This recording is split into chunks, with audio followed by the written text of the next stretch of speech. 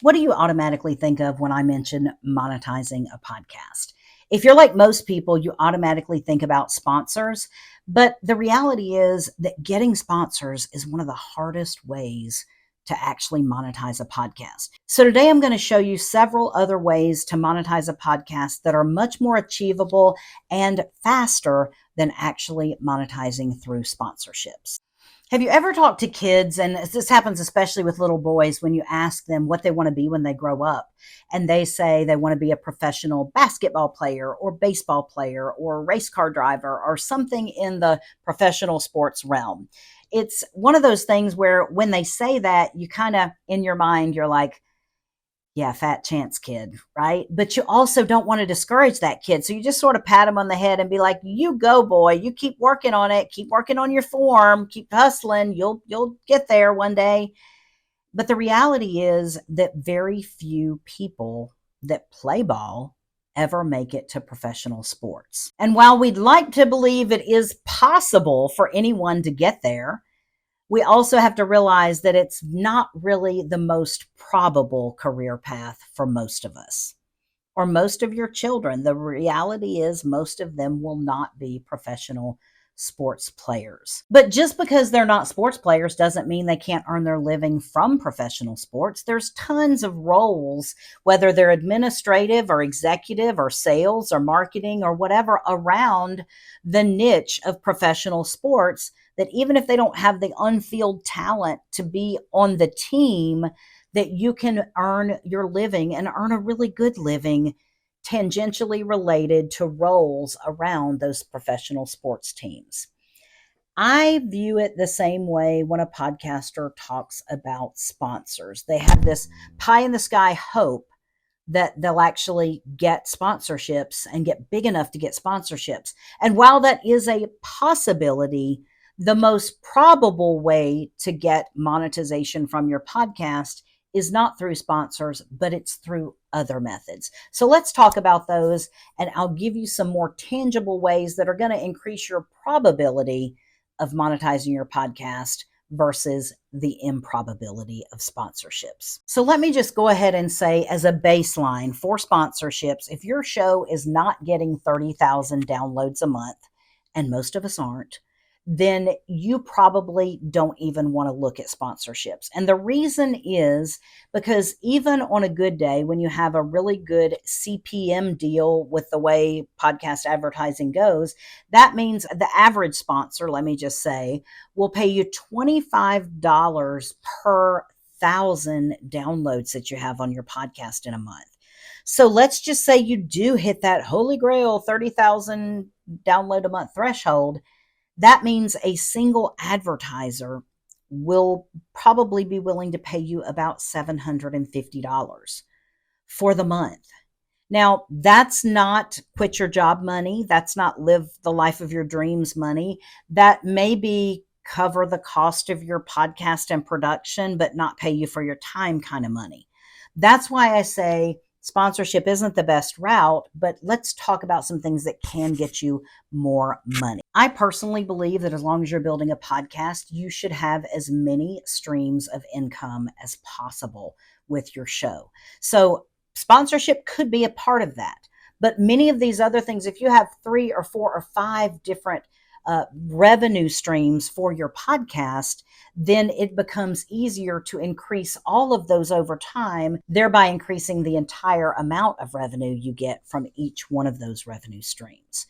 So the first thing I want to talk about, and it's where a lot of people start, is affiliate marketing.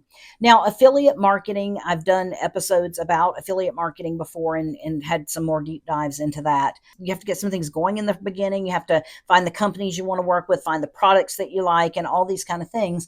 But over time, when you get an affiliate link and you're recommending things and you put your affiliate links in everything that you're doing with your podcast, you're putting out your affiliate links day after day, month after month.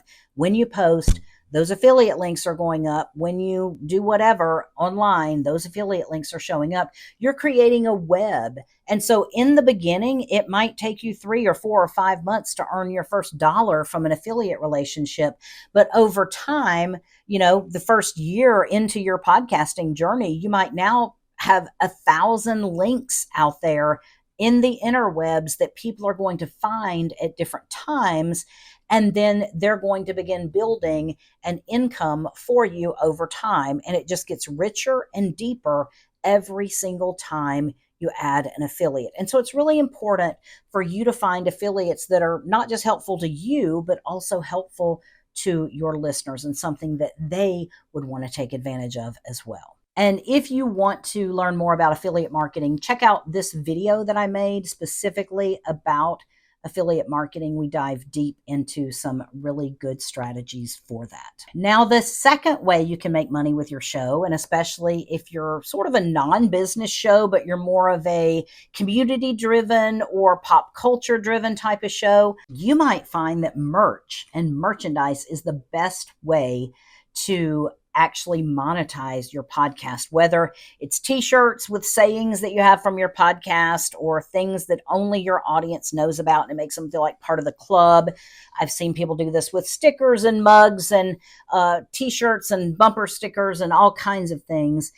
So if your podcast is more of a lifestyle type podcast, you can probably monetize merchandise much sooner than you could some other things. And the cool thing is once you have those merchandise things up and running and you have them ready to go and you can use print on demand type services, there's a whole lot of companies you can use out there for merchandise and custom print on demand type merchandise. And what happens is you make a little less per item, but you don't have to deal with inventory. You don't have to deal with sizes. You don't have to deal with packaging things. You don't have to deal with shipping things. So if you sell 100 t-shirts through print on demand, you might only make $5 per t-shirt. So now you've made $500. But you might say, well, that's not as much as I'd make if I made them my own. So you might go out and have to buy 500 t-shirts of different sizes, and then you have to make them, and then you have to package them, and then you have to mail them out, and then you have to ship them, then you have to handle all your returns and all these kind of things. And it's just so much better if you let a print on demand company do it. You make smaller money per transaction and per product that you sell, but over time, it's going to be easier to add products to your offering. You can add book bags or backpacks or hats or visors or anything else that you think your audience would want. Much easier if you're using a print on demand company than if you had to do it all yourself. So that's what I would recommend for many lifestyle podcasts. Start with the merchandise and go from there. And another thing is that you can use your podcast to drive traffic to your merchandise. You can put your link to your merchandise store at the bottom of all your show notes. You can put it out in the bottom of any YouTube channel. So merchandise is really an important part of monetizing, and it just begins to add. And many people get to a point where they're like, oh, we sell about $1,000 worth of t-shirts or merch per month. Well, then you get a cut of that, and it makes for, like, many times getting your podcast to where it's not going in the hole anymore every month and you're actually breaking even plus having a little profit. So merchandise is an important part of any strategy. The third option is paid memberships or communities. I am huge on this because it's the crux of a lot of what I teach. In my opinion, it's the best way to build full-time income. When you're dealing with a paid community or paid membership, you're dealing with recurring revenue. And it's so interesting because you don't realize that just having 1,000 people, think about it, 1,000 people pay $97 a month for a membership or community or club or whatever it is you're going to offer them. That's $1 million a year, more than $1 million a year, like $1.14 million a year in recurring revenue that you've just created. Now, you're probably not going to make that at your full-time job that you're working. So building things where you get scale over time and building things where you get the multiplication factor of time over increasing subscribers, over increasing months, then it gives you more and more revenue. It's, in my opinion, one of the best ways to monetize your podcast. And paid communities or subscriptions can actually be anything from ad-free feeds that people are paying a subscription fee every month for, to a Patreon type group where people are paying for extra insider access, or they get some bonuses that other people that listen to the podcast without paying through Patreon don't get. And you can even do things like take some courses or things that you have and roll them into a community where that becomes part of the content that you provide to your community. So the next way to monetize your show is through courses. Many of you probably already have created a course. Maybe it's a low ticket course. It could be a high ticket course. But a low ticket course is easily sold from a podcast. If you have a higher ticket course, you probably have to have what I call a bridge event. And then you can get your podcast listeners to a free bridge event, like a mastermind, a webinar, something like that, and give them some value and then upsell them into the higher ticket one. But your courses over time are going to help you monetize your podcast in a way that is going to be much more lucrative than a sponsorship, for example. In addition to driving traffic to your courses through your podcast, there's also other websites out there like Udemy or Teachable that will actually let you put your course on their platform, and then they help drive traffic to your course, and you might just make a little bit less because you're paying them every single month for hosting your course and driving traffic to your course.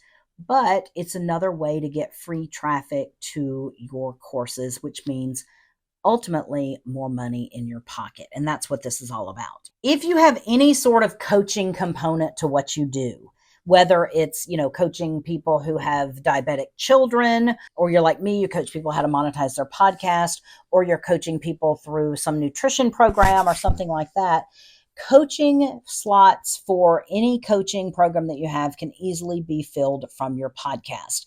Now, I will say this, I work with a significant number of private practice doctors, therapists, psychologists, social workers, all of these clinicians who see people in the office one-on-one. And many of them are looking to replace that one-on-one with one-to-many, because one-on-one can burn you out. One-on-one can feel emotionally exhausting by the end of the day. And if you've ever had to do 4 or 5 clients in a day or coaching calls in a day, you know that it's easy to almost be catatonic by the time you get home to your family.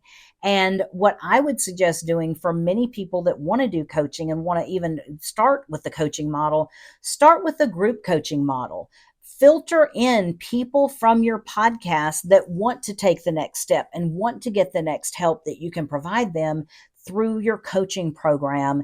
And then from there, you might have a coaching program where you then peel out some higher ticket clients that want even more help from you and more of your time one-on-one. Another monetization method that you might not really be familiar with if you're not quite as plugged into the marketing world as I am is newsletters. And I know we throw that word newsletter around very loosely in the podcast world. We'll say, sign up for my free newsletter. And when I always ask my clients this, it's kind of funny because I'll ask them, I'll say, what's your call to action? And they're like, okay, my call to action is that they go to my website and they sign up for my newsletter. And I'm like, great, what's in your newsletter? And they're like, well, I haven't created it yet, but as soon as I get a sign up for it, then I'll create my newsletter. And then many people, we have this sort of endless loop that we've built where we're like, well, what are you sending out in your weekly newsletter? Well, it's my podcast information. Well, then why are we trying so hard to get our podcast listeners who've already listened to the content to sign up for your newsletter so that you can then send them a text synopsis of what you just covered in that same content? Is it more information? What are you doing? So one of the things that you have to realize is since the pandemic, newsletters have become an entirely legitimate business model. That's all I can say. There's been many newsletters that have been started for specific niches that have sold for tens of millions of dollars within just a year or so.